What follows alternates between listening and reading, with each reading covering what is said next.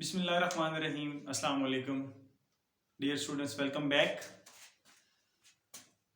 Today I am going to teach you level of organization, chapter number 1 and lecture number 2.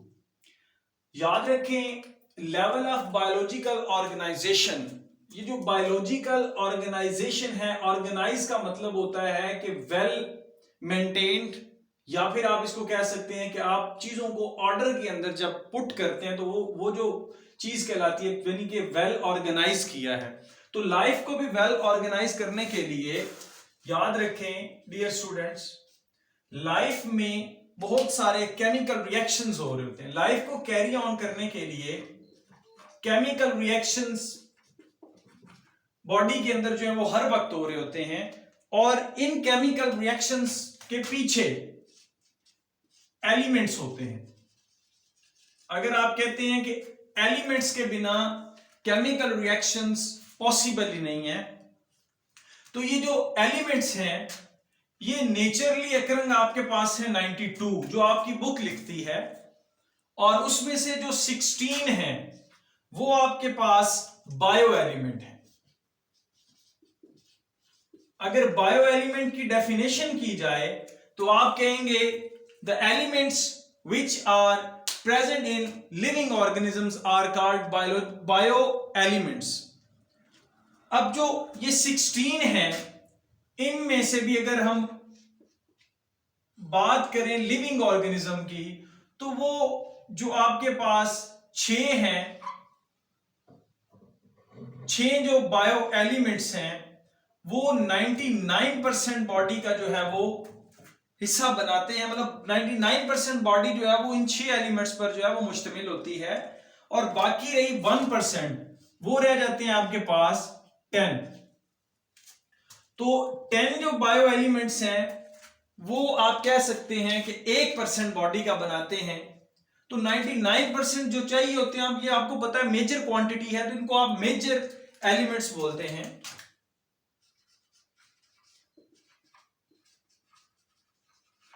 और इनको आप minor element बोलते हैं।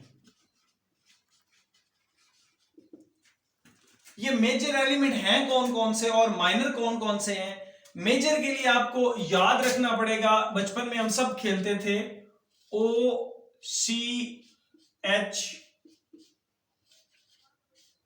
बचपन में हम खेलते थे ऊंच नीच का पहाड़, ये वही चीज है OCH, ऊंच नीच का पहाड़। इससे आपको जो है वो निमोनिक से आपको याद करना आसान हो जाएगा। तो नीचे से इसकी परसेंटेज भी लिखते हैं कि कितने कितने परसेंट ये बॉडी के अंदर प्रेजेंट हैं। सो फास्फोरस होगा 1%, कैल्शियम होगा 2%, नाइट्रोजन होगा 3%, हाइड्रोजन होगा 10%, कार्बन होगा 18% और ये होगा 65%। आप इसको ऐसे याद कर सकते हैं 1 2 3 10 18 65, 1 2 3 10 18 65। इस तरह से जब आप एक सीक्वेंस में करेंगे तो आपको याद रखना आसान रहेगा। ये तो आपके पास हो गया मेजर, जो बॉडी का कितना हिस्सा बना रहे हैं 98%। अगर आप इसको कैलकुलेट करें तो ये आपके पास 99% जो है बॉडी का कुल वेट जो है वो इनसे बना हुआ होता है, यानी कि बॉडी इनसे मिलकर बनी हुई है 99%।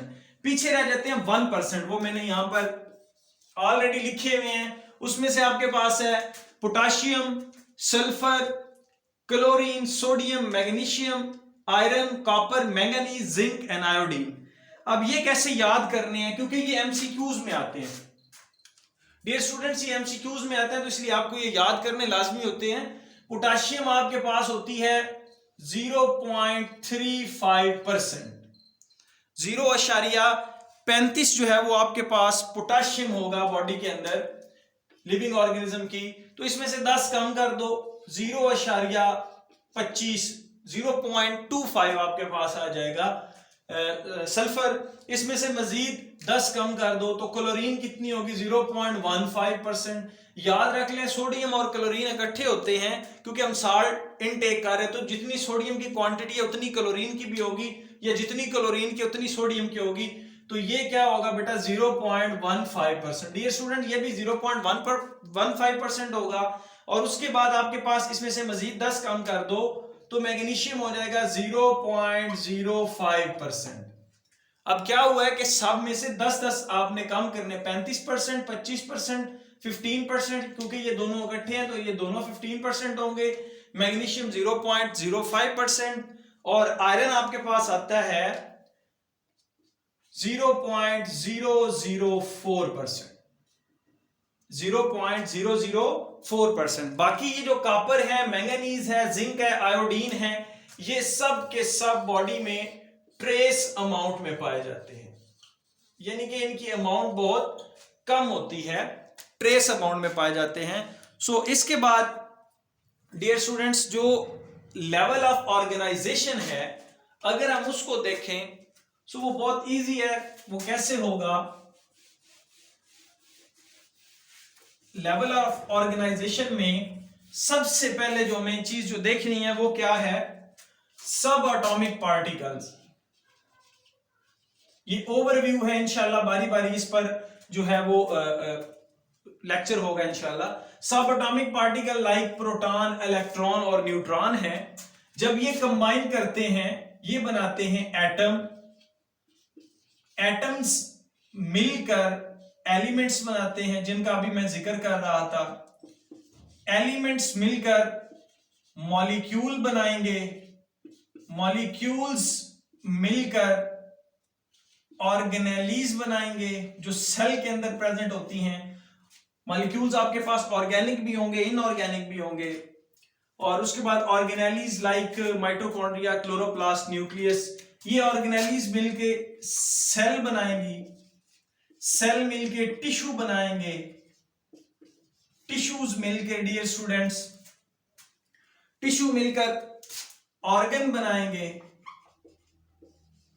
और ऑर्गन मिलकर ऑर्गन सिस्टम बनाएंगे। अब ऑर्गन सिस्टम से आगे स्टार्ट करता हूं।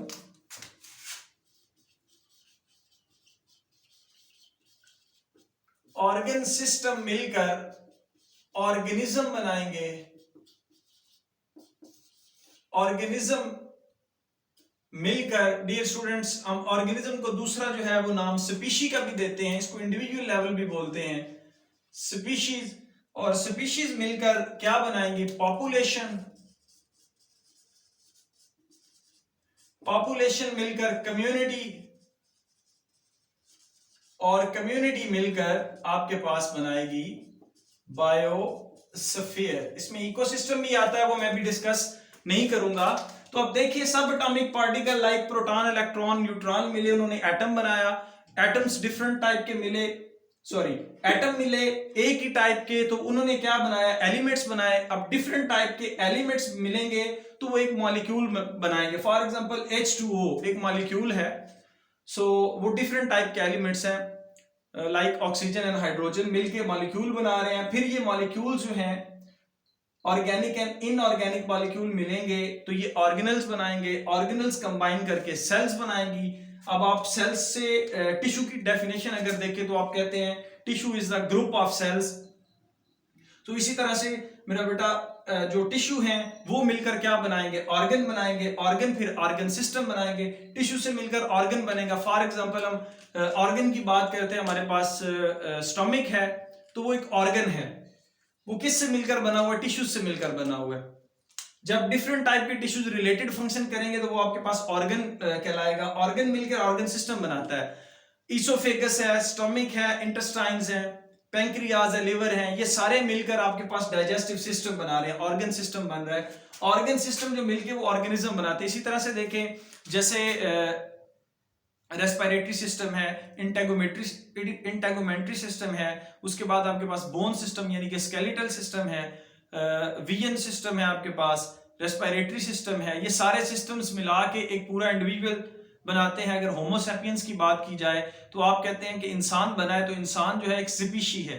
अब जब बहुत सारे इंसान एक ही जगह पर होंगे तो वो पॉपुलेशन कहलाएगा। और उसके बाद जब बहुत सारी डिफरेंट पॉपुलेशंस होंगी, फॉर एग्जांपल आप कहते हैं कि एक फॉरेस्ट है, उसके अंदर लायंस भी हैं, उसके अंदर फॉक्स भी हैं, उसके अंदर प्लांट्स भी हैं, उसके अंदर दूसरे इंसेक्ट्स भी हैं, ह्यूमंस भी हैं। तो ये सारे मिलकर क्या बना रहे हैं, एक कम्युनिटी बना रहे हैं। और आफ्टर दैट कम्युनिटी जो है वो बहुत सारी कम्युनिटी मिलती हैं तो वो आपके पास बनाती हैं बायोस्फीयर।